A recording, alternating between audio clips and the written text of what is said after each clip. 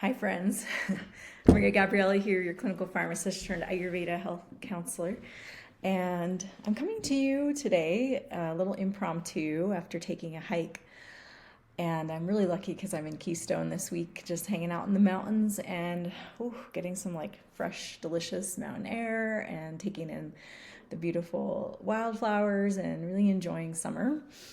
And I was just thinking a lot about what I would tell myself, what I would have told myself in my 30s if I could share my wisdom. I'm 46, and I have some things in no particular order, and some of them might sound like, oh yeah, I've heard that before. And that's the thing too. It's like I think that maybe some people tried to tell me some of these things when I was, in my 30s, and I didn't have the capacity to listen. But for whatever reason, I was like, when I get back from this hike, and by the way, I had planned on working on my website today.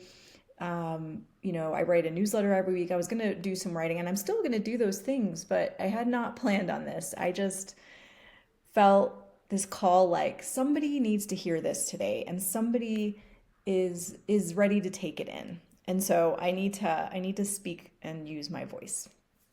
And so yeah, what would I tell myself, my 30 something self, about this time of life and what you can sort of think about and expect and prepare for? And it's not necessarily to take you, here's the thing too about your life and where you are, it's not to take you out of where you are right now, right? Because where you are right now is really important. It's important to be present for your life. And actually, that's probably the first thing that I have on the list is be present. Love what is. Um, you're not, and I just realized I'm like, I didn't put my cool mic on. I'm gonna do that. I'm actually gonna pause and like so that the sound quality is a little bit better. But I'm gonna keep this part because I don't know. I feel like there needs to be a little more of this, like what's the setup reality of all these things. All right, I'm gonna pause. All right, yeah, I think this. I want to get one of those like ridiculous like podcasting mics that are like super cool, make your voice sound super close. I think, and clear. I really like them. Okay, but I'm going to continue. Be present. That's the first thing. Love what is. Love what is happening right now for you. It's interesting. I think I remember in my early 30s thinking that I was too young to be taken seriously, which is kind of funny because I think when I would turn somewhere when I turned 25, I was like, I'm getting old, because we start to get those messages pretty early on from our society and our media and all that. But you're not too old. You're not too young. You are exactly where you need to be right now. And embracing that wherever you are. The same goes for your body. And I know that this is a hard one too. At every stage, as women, we're bombarded with like how we're supposed to look and be. And, you know, of course, everyone tells you this. Like when I look at my 20 something body, I'm like, wow, how cute I was. Why was I like beating up on that in my 30s? And I'm going to talk a little bit more about this in a minute too, this whole body thing.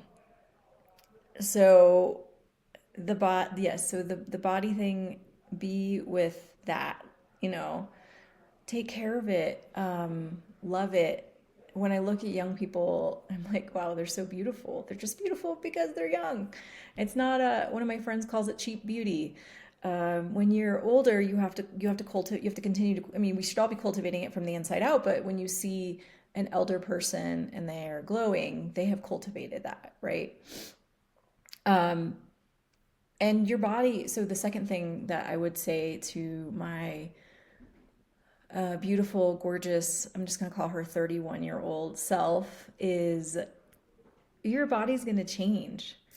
So enjoy again what is present. Not just, I'm not even just talking about looks. We don't always know. We're not always told that our bodies are going to change in other ways. I might not be able to eat the same way that I was. And I don't even mean this in like a bad or good way. It just changes. Your digestive fire naturally gets lower.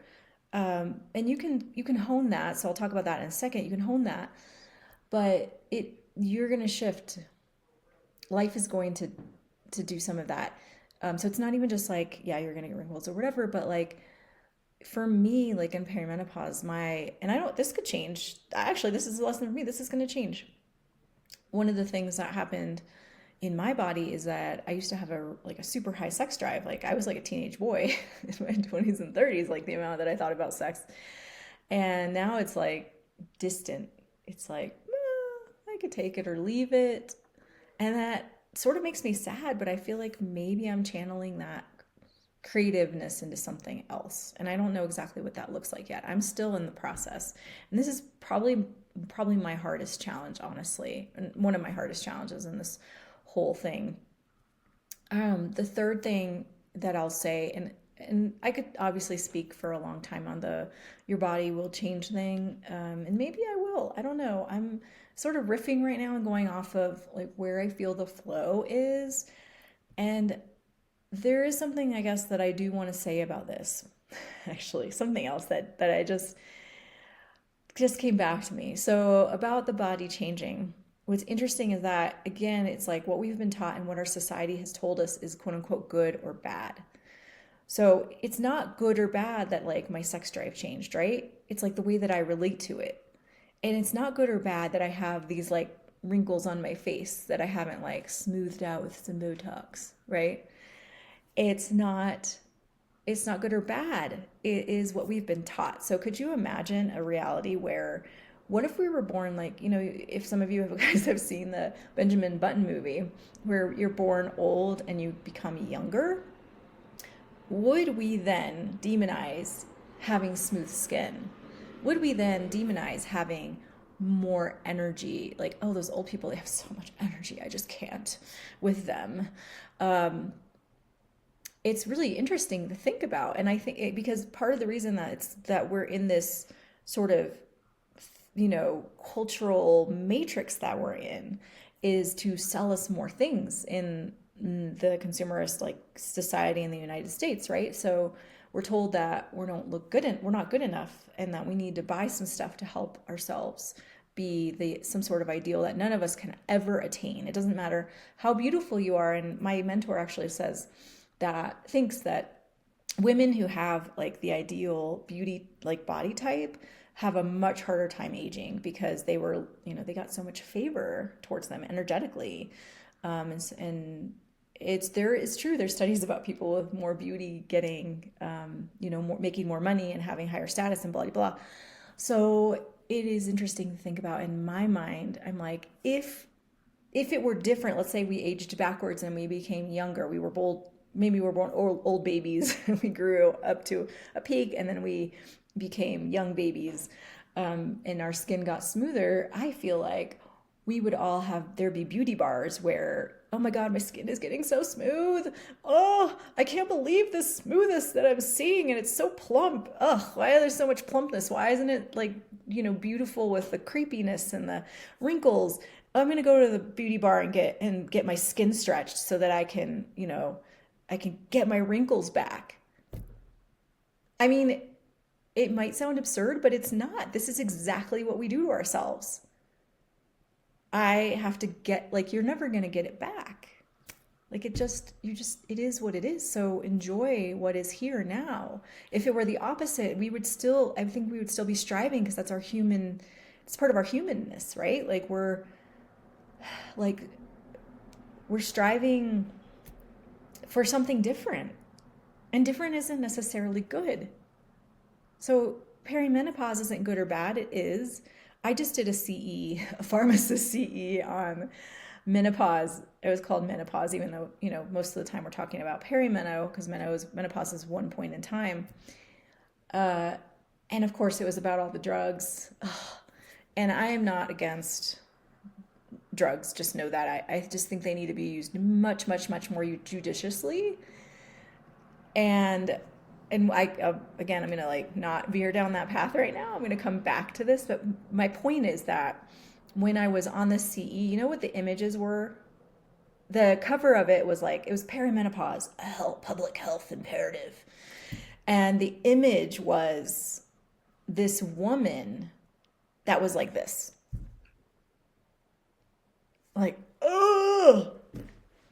That's what we've been taught. It's a struggle. It's suffering.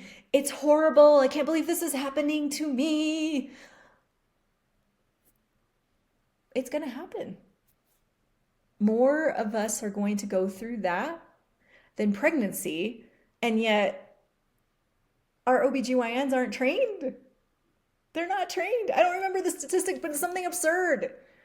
I think it's like they get like 2 hours maybe, and sometimes it's an elective on menopause. Like what? That's crazy. Craziness, right? Okay. So, okay, the last thing, and my nose is a little stuffy, runny from being outside, and I have been taking this like amazing herbal concoction that I got at Apothecary Tincture in Denver called Pollen Count, and it actually works. Because yeah, it anyway. Coming back, coming back. The last thing, and again, I don't care if these are obvious. They're just still things that I feel like need to be continually transmitted back to younger people. Is start learning to take deeper care of yourself now. Start learning now, because the world is not going to slow down. Your job is never going to slow down. You're never going to get over the next week or the next month and things are going to be smoother and easier and you're going to figure it out. No, we all do that. Like, oh, if I can just get to like August, my calendar is clear and then I'll do some self-care. Mm-mm. No, no, no. And part of the thing that I talk about with moving into perimenopause and menopause is that estrogen is a nesting hormone, and it very much wants us to be like people pleasing and helpful. And part of that is because we're attracting a partner and we need those qualities to start a life and make babies and all that. And when our estrogen starts to lower, we start caring less what other people think. And it's a beautiful thing, but we can still cultivate that even with full on estrogen. Estrogen is a beautiful hormone, right? Again, not good or not bad. It is. It does its thing and it has its purpose. And we can start cultivating. We can start cultivating our deeper care sooner than the wake up in perimenopause. And I talk with my peri ladies, I talk about this a lot, is that like perimenopause is a wake up call in a lot of different senses. It's not just one thing. It's not just physical, it's spiritual, it's emotional, and it rearranges every part of us from the inside out. And so that's something that, young women in your 30s, please know that like you have an initiation coming, and enjoy what's here now, and also at the same time prepare in small ways. Learn to take deeper care of yourself now. I would say the biggest thing is if you can start putting awareness on your life and noticing where you are pushing through, that is the space where you need to start creating that care. I used to push through a lot. And again, it's this part of the external like demand, like it's expected of me to push through and like produce more and be there more. And play around with the idea of like, what happens if I step back a little bit? What happens if I say no to something that depletes my energy? Just see what happens. And you'll notice the world doesn't usually blow up. The funny thing about this, well, so that, okay, obviously, and the other thing in our 30s, one of the reasons we have so much reserve is because we are taking care of little ones. We have extra things on our plate.